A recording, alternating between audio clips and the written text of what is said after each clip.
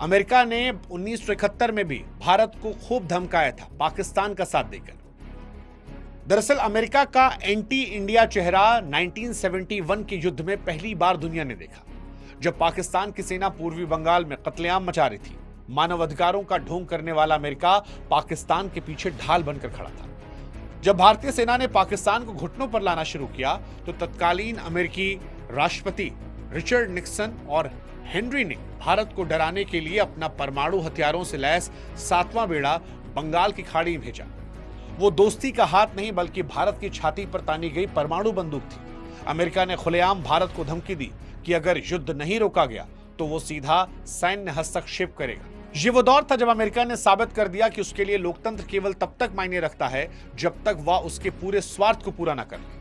पाकिस्तान जैसे सैन्य तानाशाही वाले देश का साथ देना और भारत जैसे लोकतांत्रिक देश को डराना अमेरिका के दोहरे चरित्र का सबसे बड़ा सबूत है। अगर उस वक्त सोवियत रूस ने अपनी नौसेना हमारे समर्थन में नहीं भेजी होती तो आज शायद भारत का भूगोल कुछ और होता। अमेरिका की यह फितरत आज भी नहीं बदली है। आज भी वे वही पुराना खेल खेल रहे हैं, बस तरीके बदल दिए।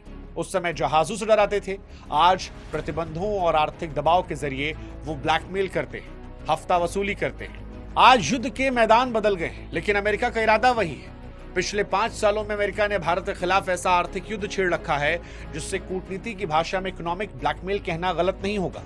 अगस्त 2025 में डोनाल्ड ट्रंप प्रशासन ने भारत को टैरिफ किंग का ठप्पा लगाकर भारतीय सामानों पर 50% तक का टैक्स ठोका। ये सजा हमें इसलिए दी गई क्योंकि अमेरिका के विरोध के बावजूद हमने रूस से अपनी जरूरत का सस्ता कच्चा तेल खरीदना बंद नहीं किया था। अमेरिका ने सेक्शन 301 जैसे कठोर कानूनों का इस्तेमाल करके हमारे आईटी सेक्टर और फार्मा निर्यात पर पाबंदियां लगा दी।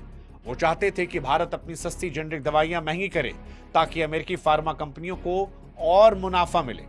इसके बाद फरवरी 2026 में जो व्यापारिक समझौता हुआ उसे जानकार जबरन डील मान रहे।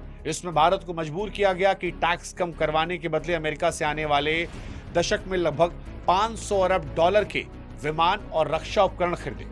ये पैसा भारत के आम आदमी की मेहनत की कमाई है जिसे रणनीतिक दबाव के जरिए अमेरिकी कंपनियों की ओर मोड़ा जा रहा है। अमेरिका ने भारत को वो तकनीक और विमान बेचे हैं जिसको लेकर कई सारे एक्सपर्ट्स क्वेश्चन कर रहे हैं। और यहीं पर सवाल उठता है कि अमेरिका हर चीज अपने मन की करवाता है, लेकिन भारत का हित जहां आता है वहां पर वो भारत को परेशान करने से पीछे नहीं हटता।